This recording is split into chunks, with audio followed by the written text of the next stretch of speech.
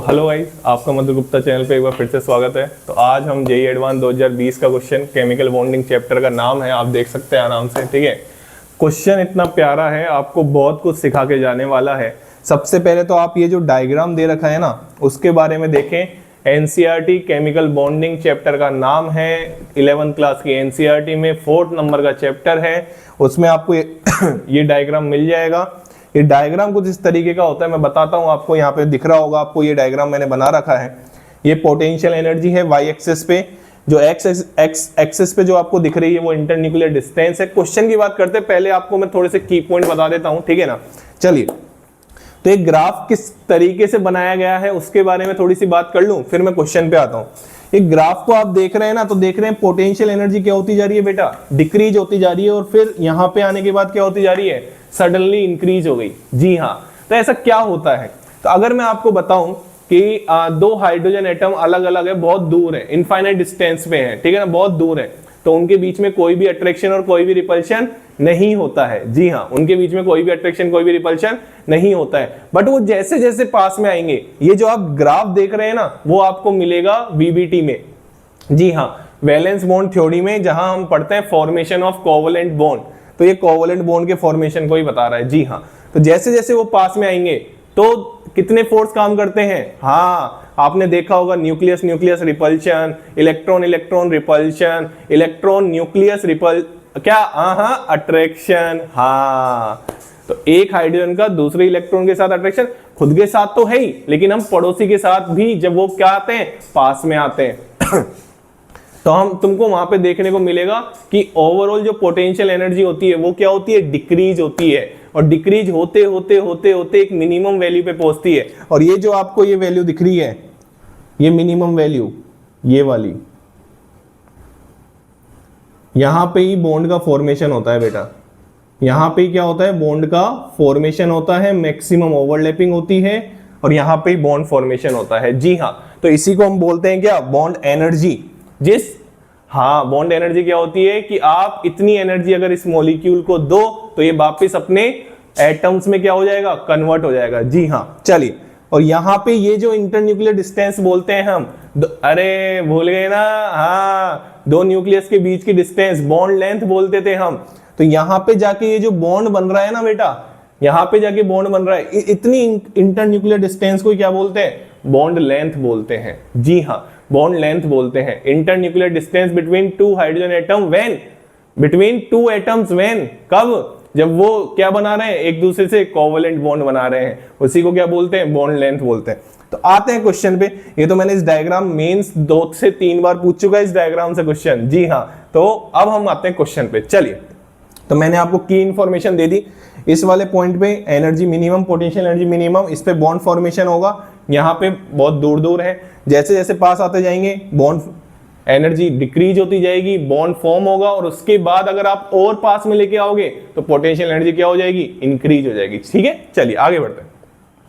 तो क्वेश्चन आपका क्या कह रहा है सॉरी, क्वेश्चन आपका ये कह रहा है, the figure below is the plot of potential energy. ठीक है, यहाँ पे मैंने आंसर लिख रखा है, ठीक है, उसके बारे में बात अपन बाद में कर लेंगे।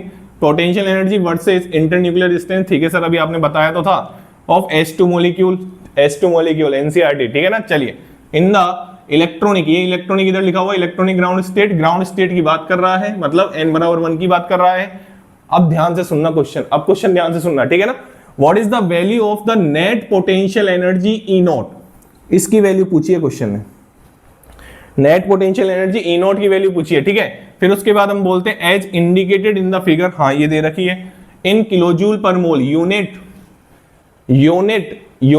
हाँ ये एटॉमिक स्ट्रक्चर का भी आप क्वेश्चन बोल सकते हैं, लेकिन ये जो ग्राफ है वो केमिकल बॉन्डिंग में पढ़ाया जाता है, ठीक है ना, तो आप इसको केमिकल बॉन्डिंग का भी क्वेश्चन बोल सकते हैं। 4, आपको D बराबर D0 पे निकालना है, ध्यान से सुनना। आपको मैं अगर एक चीज बता दूं तो क्वेश्चन ने दे रखा है आपको E0 निकालना इन किलोजूल पर मोल में, और कॉमा फॉर D बराबर D0 at which the electron repulsion and the nucleus repulsion energies are absent. क्या मतलब है इसका, इसका मतलब ये है कि जो दो हाइड्रोजन एटम है ना वो बहुत दूर दूर हैं, तो उनमें कोई न्यूक्लियस न्यूक्लियस रिपल्शन नहीं लग रहा, उनमें कोई इलेक्ट्रॉन इलेक्ट्रॉन रिपल्शन नहीं लग रहा। जी हाँ, यही बोला है क्वेश्चन ने। फिर उसके बाद क्वेश्चन बोल रहा है as reference the potential energy of hydrogen atom is taken as zero when its electron and the nucleus are infinitely far apart. इसका मतलब क्या है, आपको पता है ना हाइड्रोजन एटम में एक इलेक्ट्रॉन होता है, तो ये ऐसे बोलना चाह रहा है क्वेश्चन कि भैया जो आपका हाइड्रोजन एटम है उससे इलेक्ट्रॉन जब इनफाइनाइट दूर है तो पोटेंशियल एनर्जी जीरो है। अगर आप कई बार क्वेश्चन वो पोटेंशियल एनर्जी जीरो नहीं देता है, वैसे भी क्वेश्चन आते हैं बेटा, लेकिन इस क्वेश्चन में वो पोटेंशियल एनर्जी आपको क्या दी गई है, जीरो दी गई है रेफरेंस के तौर पे। बात समझ में आ गई। अब ये आपने क्वेश्चन आराम से पढ़ लिया होगा। आंसर इसका आपको -5246.5 किलो जूल पर मोल में निकल जाएगा, हम निकालने भी वाले हैं। तो मैं इस क्वेश्चन को रफ कर रहा हूं और मैं आगे बात करने वाला हूं, ठीक है। चलिए चलिए आगे ये मिटा दूं, ठीक है। चलिए तो अगर आपको ये चीज ध्यान आ रही है कि जब दो हाइड्रोजन एटम पास पास आ रहे हैं, तो क्वेश्चन ने बेटा कौन से डिस्टेंस पे पूछा है कि भैया दो हाइड्रोजन के एटम के बीच में ना तो कोई अट्रैक्शन है ना कोई रिपल्शन है, उनके इलेक्ट्रॉन्स के बीच में। तो आप उस चीज को कंसीडर करके क्वेश्चन को समझाइए। तो देखो आओ समझते हैं। आपने फॉर्मूला पढ़ा होगा पोटेंशियल एनर्जी का कि नहीं पढ़ा, KQ1Q2/R। अरे पढ़ा होगा यार, बहुत बेसिक फॉर्मूला है, ठीक है। बट उसको आज यूज करना सीखते हैं विद यूनिट। यूनिट को बहुत इंपॉर्टेंट रोल प्ले करता है। जब भी फिजिकल केमिस्ट्री का यूज होता है तो यूनिट कन्वर्जन बहुत इंपॉर्टेंट रोल प्ले करता है। जी हाँ, चलिए तो पहले तो मैं आपको थोड़ी फीलिंग देता हूं। देखो ऐसा होता है कि ये आपका एक हाइड्रोजन एटम है, ये इस हाइड्रोजन एटम का न्यूक्लियस मान लो, ठीक है। ये न्यूक्लियस मान लिया आपने, ठीक है। और यहां पे आप ध्यान से देखें, ये एक हाइड्रोजन एटम है H है, इसका एक इलेक्ट्रॉन है E है, ठीक है। इसको E मान लो और इसको मान लो Na, ठीक है। और ये दो हाइड्रोजन एटम है। आराम से देखो, आराम से देखो, पूरा पूरा कॉन्सेप्ट मिलेगा यहीं पे, पूरा कॉन्सेप्ट मिलेगा बेटा यहीं पे, पूरा कॉन्सेप्ट, एक एक कॉन्सेप्ट मिलेगा। ये कोवलेंट बॉन्ड के फॉर्मेशन की बात कर रहा हूं मैं। तो अगर आप इसको ध्यान से देखें, जब दो एटम कंबाइन हो रहे हैं, बहुत दूर दूर है, वो कोवलेंट बॉन्ड बना रहे हैं, तो जब दूर दूर है ना तो कोई भी अट्रैक्शन रिपल्शन नहीं है। बट जब जैसे जैसे पास में आएंगे, तो आप देखिए ध्यान से, इसको मैं थोड़ा रफ कर रहा हूं, ये दोनों पास में आ रहे हैं, तो क्या होगा, इस न्यूक्लियस का इस इलेक्ट्रॉन के लिए अट्रैक्शन, इस न्यूक्लियस का इस इलेक्ट्रॉन के लिए अट्रैक्शन। अरे बोलो यार, ये दो हाइड्रोजन एटम है HA और HB, दो हाइड्रोजन एटम है, ठीक है। चलिए, और रिपल्शन किस किस के बीच में होगा, ये न्यूक्लियस न्यूक्लियस के बीच में रिपल्शन होगा। इस क्वेश्चन की बात नहीं कर रहा मैं, ये जनरल बात कर रहा हूं, और ये रिपल्शन होगा। तो बेसिकली अट्रैक्शन और रिपल्शन की हम बात कर रहे हैं। तो अगर आप ध्यान से देखें, जब वो पास पास में आते हैं तो देखना अट्रैक्शन, अट्रैक्शन किस किस के बीच अट्रैक्शन हो रहा है, Na और EB के बीच, एंड NB और EA के बीच। अरे इनके बीच में तो है ही ना यार, वो तो पहले से ही था ना, वो तो पहले से ही था ना यार।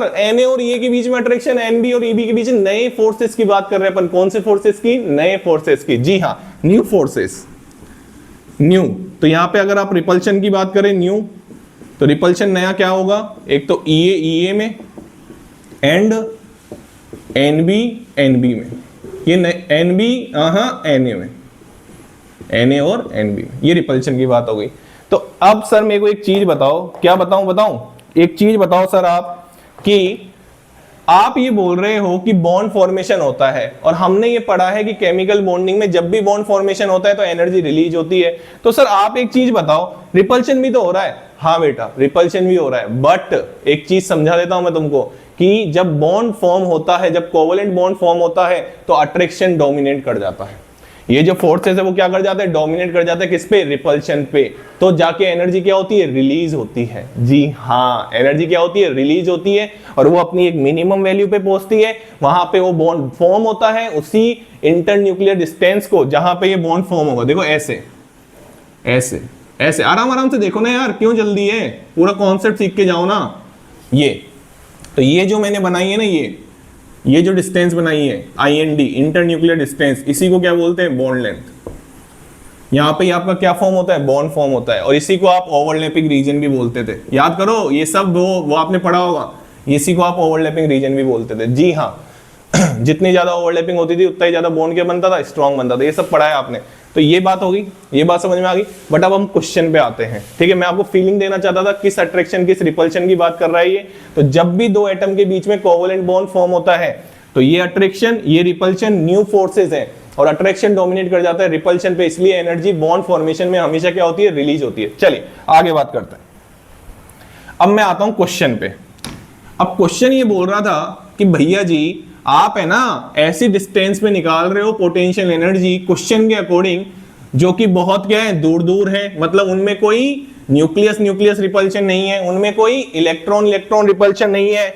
अच्छा जी, अच्छा ये दोनों फोर्स नहीं है? जी हाँ, दोनों फोर्स नहीं है। तो इसका मतलब ये है कि आपका एक हाइड्रोजन एटम है, ठीक है, यहां पे एक प्रोटॉन है, ठीक है। आपको पता है हाइड्रोजन एटम के पास एक ही प्रोटॉन होता है, ये इतनी तो नॉलेज है ना आपको। चलिए यहां पे अगर आप देखें तो जब ये इनफाइनाइट दूर था इलेक्ट्रॉन, जब ये इनफाइनाइट दूर था, ऐसा इनफाइनाइट दूर था, तो इसकी पोटेंशियल एनर्जी क्या बोली है उन्होंने, पोटेंशियल एनर्जी रेफरेंस में बोली है 0।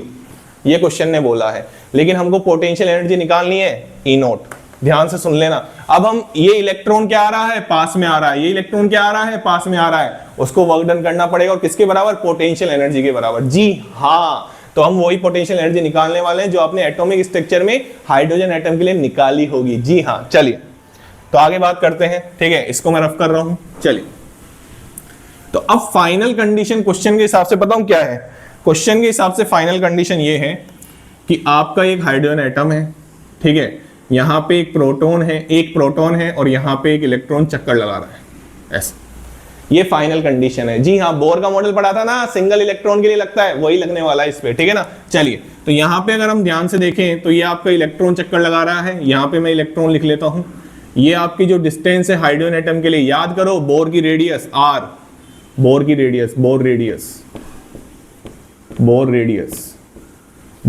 For hydrogen atom in ground state लिख रखा था ना उसने। हाँ, for hydrogen atom in ground state. अगर क्वेश्चन को ढंग से पढ़ोगे ना तो मैं एक एक चीज एक्सप्लेन कर रहा हूं आपको, ऐसे नहीं सॉल्यूशन ही बता रहा हूं, एक एक चीज एक्सप्लेन कर रहा हूं। उन्होंने ग्राउंड स्टेट बोला था, मतलब n बराबर 1, और n बराबर 1 पे आप सभी को पता है कि जो R होती है वो कितनी होती है, 0.529, बोलो 0.529 angstrom.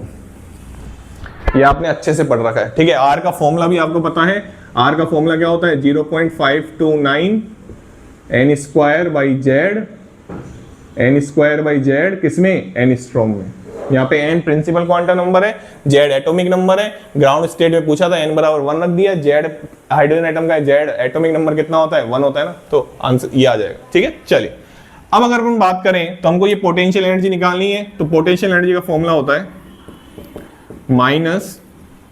-K Q1 Q2 upon R, ठीक है। अब यहां पे हम ध्यान से सुनना मेरी बात, अगर हम यहाँ पे आप ध्यान से सुनो तो K Q1 Q2 upon R, लेकिन अगर आप मैं फिर से बोल रहा हूं, दोनों कान खोल के सुन लेना, विद साइन लेते हैं। यहाँ पे जो चार्ज लेते हैं वो क्या लेते हैं, विद साइन लेते हैं। तो अगर विद साइन लोगे ना, बिल्कुल अच्छे से सुनते जाना, प्रोटॉन पे जो चार्ज होता है ना बेटा, प्रोटॉन पे जो चार्ज होता है वो ZE के बराबर होता है। प्रोटॉन पे जो चार्ज, मैं मेरी बात को वापस रिफॉर्म करता हूं, बिल्कुल वापस सही तरीके से बोलता हूं। प्रोटॉन पे नहीं, न्यूक्लियस पे जो चार्ज होता है, क्योंकि अट्रैक्शन किसका लग रहा है, न्यूक्लियस और इलेक्ट्रॉन का, खुद के, पड़ोसी के नहीं, खुद के इलेक्ट्रॉन का अट्रैक्शन। एक ही तो हाइड्रोजन एटम है, उसके न्यूक्लियस का उसके इलेक्ट्रॉन के साथ अट्रैक्शन। तो न्यूक्लियस पे जो चार्ज होता है वो ZE के बराबर होता है, इलेक्ट्रॉन पे चार्ज E के बराबर होता है। विद साइन रखना है, तो विद साइन रखोगे तो यहाँ पे आएगा। अब मैं K की वैल्यू देखो, मैंने यहाँ पे लिख रखी है साइड में, K की वैल्यू मैंने यहाँ पे लिख रखी है, आराम से देखो।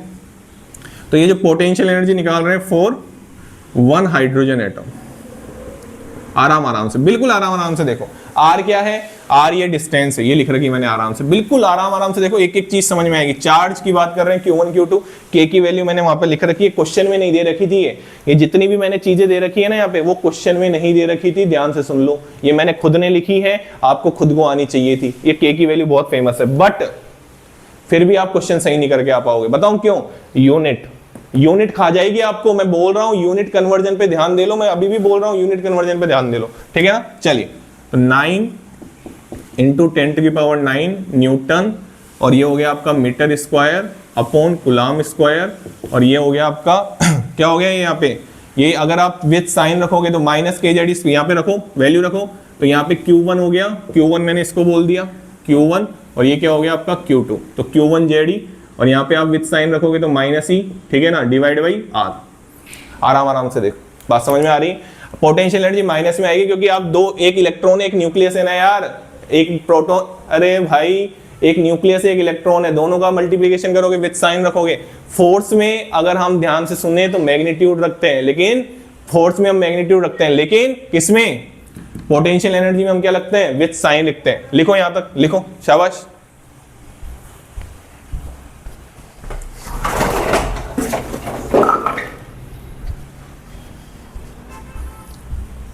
लिख लिया यहां तक, चलिए आगे बढ़ते हैं। तो यहां पे अगर हम ध्यान से देखें तो ये तो हमने निकाल ली, ठीक है सर। अब मैं एक चीज बता दूं, की पॉइंट बता दूं आपको, देखो की पॉइंट सुनना ध्यान से। यहां पे हम z का वैल्यू कितना है, 1 है, z की तो वैल्यू 1 है। E की वैल्यू देखो, charge on electron, charge on electron कितना होता है, 1.602 इंटू 10⁻19 कूलम होता है ना, बात समझ में आ रही है ना। तो यहाँ पे माइनस साइन बार बार मत लगा देना, ऐसे पता चले प्लस कर दिया उसको, दिमाग सही, हाँ बिल्कुल, मैंने माइनस साइन कंसिडर कर लिया ना, हाँ बिल्कुल। चलिए, तो आगे अगर अपन बात करें तो ये आपको कुछ ऐसे आएगा, 9 इंटू 10⁹ न्यूटन मीटर स्क्वायर। मैं यूनिट काट के दिखाऊंगा आपको, देखना ध्यान से।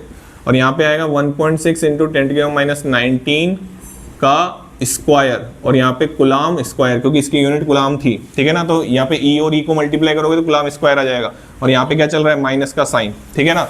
और डिवाइड बाई आर की वैल्यू रख दूं, आर की वैल्यू एंगस्ट्रॉम में 0.529, और मीटर में रखोगे तो 10⁻10 मीटर आ जाएगा। क्या आ जाएगा, 10⁻10 मीटर आ जाएगा। इतनी बात समझ में आ रही है। अगर फोक्स भी आ रहा हो ना इधर तो कोई दिक्कत वाली बात नहीं है, आराम से चीजों को देखो। मेरे को आई होप कि आपको दिख रहा होगा बहुत क्लियरिटी से, ठीक है ना। चलिए, तो अगर हम बात करें आगे, तो मैंने सर ये कैसे लिख दिया आपने, देखो इधर 1 एंगस्ट्रॉम बराबर होता है 10⁻10 मीटर। अब यूनिट कन्वर्जन आएंगे जब ये क्वेश्चन सोल्व होगा, तो नहीं तो नहीं होगा ये क्वेश्चन आपसे सोल्व, ठीक है ना। चलिए, अब ये तो मैंने एक हाइड्रोजन एटम के लिए निकाली है। क्वेश्चन ने तो H2 मॉलिक्यूल की पूछी थी, तो उसमें कितने हाइड्रोजन एटम थे, 2 हाइड्रोजन एटम थे। तो यहाँ पे अगर हम बात करें potential energy for 2 hydrogen atom, या मैं बोल सकता हूं H2 मॉलिक्यूल, क्या बोल सकता हूं, H2 मॉलिक्यूल बोल सकता हूं। फॉर 2 हाइड्रोजन एटम की बात करें तो, अरे क्वेश्चन है तो H2 मॉलिक्यूल की कितनी डिस्टेंस पे, बहुत जब दूर थे तो केवल यही अट्रैक्शन होगा ना, खुद के न्यूक्लियस का खुद के इलेक्ट्रॉन के साथ, ठीक है ना। तो फॉर 2 हाइड्रोजन एटम अगर हम बात करें तो यहाँ पे हम ऐसे लिख सकते हैं क्या, -9 इंटू 10⁻9 न्यूटन मीटर स्क्वायर। 2 से मल्टीप्लाई करना पड़ेगा, बिल्कुल 2 से क्या करना पड़ेगा, मल्टीप्लाई, क्योंकि 2 हाइड्रोजन एटम के लिए निकालना, ये 1 हाइड्रोजन एटम के लिए थी। चलिए, और यहाँ पे क्या जाएगा 1.6 इंटू 10⁻19। अब मैं एक की पॉइंट दे दूं आपको, यही दे दूं की पॉइंट, ध्यान से सुनना। इसको तो मैं लिख देता हूँ, और आपको एक की पॉइंट देता हूँ यहीं पे। यहाँ पे आपका आ जाएगा 0.529 इंटू 10⁻10। अब मैं इसको काट रहा हूँ, देखना यहाँ पे कैसे काट दिया मैंने, देखना आप ध्यान से। अगर आप ध्यान से देखो, अब ये होता है ऐसे टीचरों से पढ़ना कि जो यूनिट कन्वर्जन को भी इतनी ही प्रायोरिटी दे, क्योंकि बिना यूनिट कन्वर्जन के क्वेश्चन नहीं सोल्व होगा आपसे। देखो ध्यान से, कूलम स्क्वायर से कूलम स्क्वायर गया, यहाँ से आपका 1 मीटर से। अब एक चीज मैंने यहाँ पे लिख रखी है बहुत सुंदर, और ये आप याद रख लेना, एटॉमिक स्ट्रक्चर में बहुत काम आती है, और आगे जाके भी हम थर्मोडायनेमिक्स की बात करते हैं, बहुत इंपॉर्टेंट। 1 न्यूटन मीटर बराबर क्या होता है, 1 जूल। तो यहाँ पे अगर आप ध्यान से देखें तो ये न्यूटन मीटर बनेगा लास्ट में जाके, और 1 न्यूटन मीटर बराबर क्या होता है, जूल, मतलब इसकी यूनिट क्या आ गई, जूल। ऐसे होता है क्वेश्चन सोल्व। अब क्वेश्चन ने पूछा था किलो जूल पर मोल में पूछा था, ये जो आपकी निकली है ना, ये जो आपकी निकली है वो क्या निकली है, जूल पर एटम नहीं, 2 एटम की निकाली ना, मतलब जूल पर मॉलिक्यूल निकल गई। बट क्वेश्चन ने तो पूछा था क्या, किलो जूल पर मोल में। तो बेटा सबसे पहले किलो जूल में कन्वर्ट करने के लिए, अब मैं इसको रफ कर रहा हूं, अब मैं इसको क्या कर रहा हूं, रफ कर रहा हूं। चलिए, अब इसकी जरूरत नहीं है, अब मैं इसको रफ कर रहा हूं, आराम से देखिए। अब ये क्वेश्चन कुछ ही देर में बस सोल्व होने वाला है। क्वेश्चन ने क्या पूछा था, मैं ये पूरा रफ कर रहा हूँ। Na की वैल्यू क्वेश्चन ने दे रखी थी 6.02 इंटू 10⁻23। आराम से देखो, आराम से देखो। तो अगर आप ध्यान से देखेंगे तो यहाँ पे ध्यान से देखें, हमको निकालना था किलो जूल में, तो देखना ध्यान से, -2 इंटू 9 इंटू 10 की पावर 9, 1.6 इंटू 10 की पावर -19 का स्क्वायर किलो जूल में चेंज करेंगे तो डिवाइड बाई क्या कर देंगे, 1000। तो यहाँ पे हो जाएगा 0.529 इंटू 10 की पावर -10, किलो जूल में चेंज करोगे 1000 से डिवाइड करोगे, और किलो जूल पर मोल मतलब एक मोल की निकालनी थी, मतलब किससे मल्टीप्लाई करोगे, Na से, और Na की वैल्यू कितनी होती है 6.023 इंटू 10 की पावर 23। जो ये आपकी फाइनल यूनिट बनेगी वो क्या बनेगी, किलो जूल पर मोल। एक एक पॉइंट बताया है, जूल को किलो जूल में चेंज किया, 1000 से डिवाइड किया, पर मोल में लेके आनी थी एक मोल के लिए, और एक मोल बराबर कितना होता है Na। एक मोल बराबर कितना होता है, बच्चों को ये बहुत कंफ्यूजन रहता है कि sir kilo joule per mole में जब चेंज करते हैं जूल को, अरे अगर आप जूल को जूल पर मोल में अगर चेंज कर रहे हैं तो किससे मल्टीप्लाई करोगे, तो आप मल्टीप्लाई करोगे Na से, और अगर आप ऐसे जा रहे हैं तो आप डिवाइड बाई क्या करोगे, Na। इस एरो का मतलब है यहां से यहां जा रहे हैं, और इसका मतलब है यहां से यहां जा रहे हैं। आराम से समझो, क्योंकि Na एक मोल के लिए लिखा जाता है, ध्यान से पढ़ोगे ना तो आई बात समझ में। इसका मतलब यह है कि एक मोल के लिए इतने किलो जूल एनर्जी है। अब इसको जब आप सोल्व करेंगे तो इसका फाइनल आंसर आएगा potential energy for H2 molecule in kilo joule per mole में। जो आपका फाइनल आंसर आएगा वो आंसर आएगा आपका, जो कि मैंने लिखा था सबसे पहले, -5246.5 किलो जूल पर मोल लिख सकते हैं आप इसका आंसर। ये था आपका क्वेश्चन। पूरा क्वेश्चन एक एक चीज, एक एक यूनिट कन्वर्जन के साथ आपके सामने सोल्व किया है। क्वेश्चन बहुत शानदार क्वेश्चन था, और आई होप कि आपको समझ में आ गया होगा। Thank you so much. Channel को लाइक करें, शेयर करें और सब्सक्राइब करें।